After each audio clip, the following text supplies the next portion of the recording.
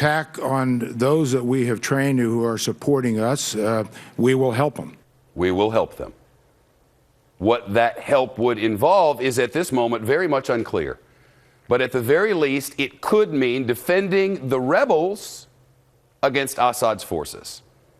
And highlighting this complicated situation in Syria, the Islamic State today took credit for shooting down a Syrian fighter plane and posted these pictures of the wreckage. Our enemies fighting our enemies, all while it is not at all clear who our friends are. As for that so-called moderate rebel group, which really isn't a group, part of it is the Free Syrian Army, the Associated Press reports today that it at times has teamed up with an offshoot of Al-Qaeda. Defense Secretary Chuck Hagel told lawmakers the United States will monitor the rebels to make sure that any weapons the United States provides do not fall into the wrong hands. They will be monitored. They will be vetted. It will be fine. Ed Henry on Fox Top Story live at the White House. Looks like Congress is ready to sign off on giving these moderate rebels weapons, but not everybody's on board. And that is something that's raising some eyebrows as well. You could hear, as you lay all that out, Shep, the skepticism growing today in this Senate hearing room about what really is the strategy and what comes next here after the airstrikes, not just in Iraq, but in Syria that the president has telegraphed. I mean, first of all, the fact that you had General Dempsey opening the door for the first time to the possibility of U.S. combat troops going in, despite everything the president said, raised a lot of eyebrows in that room. But secondly, the idea of training and arming these rebels, something the president's rejected for 3 years. You had one of the president's fellow Democrats, Joe Manchin, say, how do I go home to West Virginia and explain this to my constituents when you've got Bashar al-Assad, the Syrian president, attacking these rebels, and maybe the arms we give the rebels wind up in the wrong hands? Listen. He's fighting the same people that we're asking the people to train to fight, that we're going to spend $500 million. Makes no sense to me, and I can't sell it. I've tried on my, you can't sell this stuff. And no one believes the outcome will be any different. Nobody believes the outcome will be any different. Some strong words there. Nonetheless, Speaker John Boehner said today that it'll be a vote as early as tomorrow in the House to give the president this power to train and arm the moderate rebels in Syria. Senate Majority Leader Harry Reid suggesting as well there'll be a bipartisan vote in the Senate the next couple of days. So this is a rare bit of bipartisanship up on the Hill, but nonetheless, skepticism about whether it will work, Shep. Bipartisanship on arming the rebels. Ed, thanks. Now keep in mind what we've just learned.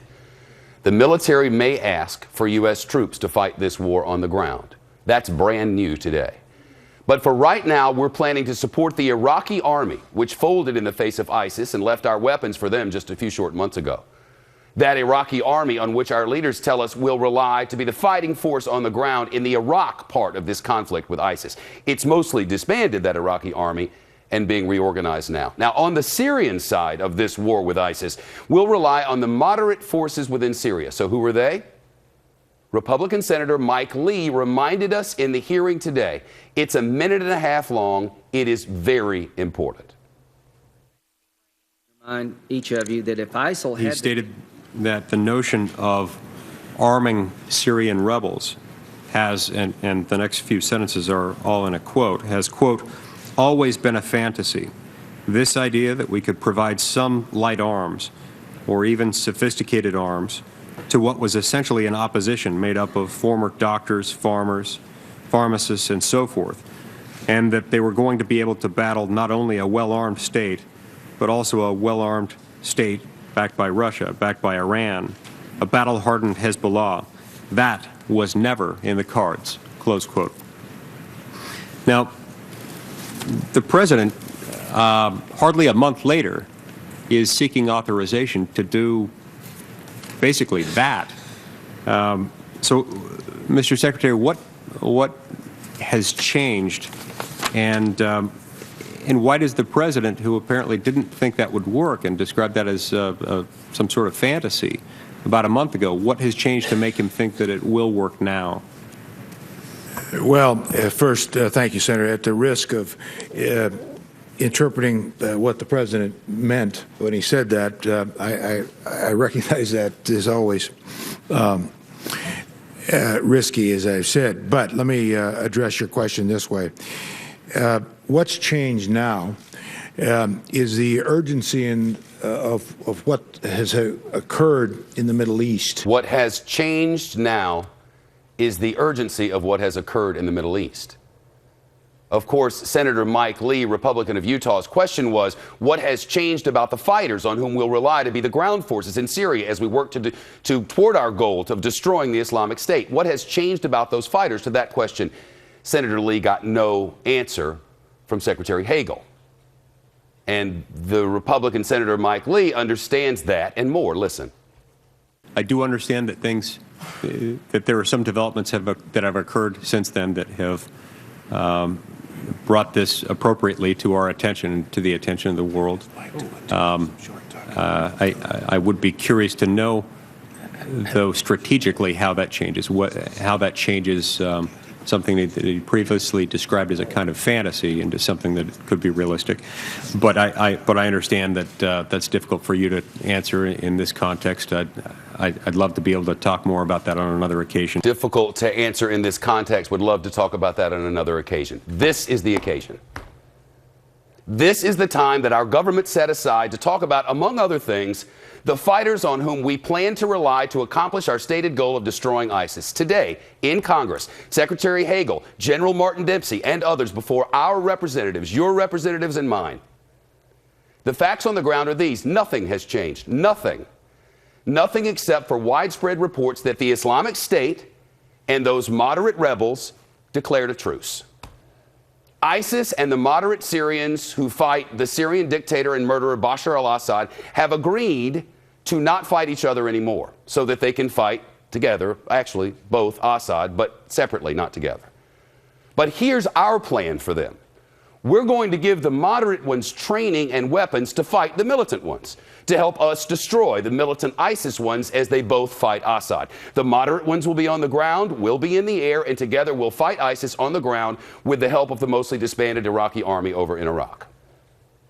Is there any chance that won't go well? Of course, General Dempsey said today, this plan may not work. He said if this doesn't work, they'll be going back to the drawing board, as he put it in testimony today. What's left on the drawing board?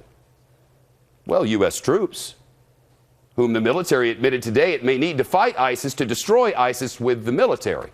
Troops as solution to destroy. So what about this, General Dempsey? There is no, I mean, it may be a tough pill to swallow, but there is no military solution. It's got to be part of a broader whole of government regional campaign. There is no military solution, part of a broader whole of government regional campaign. The government of Syria, with its leader Bashar al-Assad, or the government of Iraq, the new government there, the government which has shown no signs of the kind of inclusiveness that our leaders insist is required to make all of this work. The problem with the old government, our leaders told us repeatedly, was primarily Nouri al-Maliki. He was the problem. He excluded these people, so now they fight with ISIS against his government. Nouri al-Maliki had to go. In the new Iraq government is Nouri al-Maliki vice president. In the new war, our fighters are the moderate ones in Syria and the army that folded in Iraq, unless we need U.S. troops, which the military admits today it may. Recapping some recent history. In 2003, we went into Iraq to liberate. Our troops decimated its army in days. Now in Iraq, there is dysfunction, repression, and a society at war.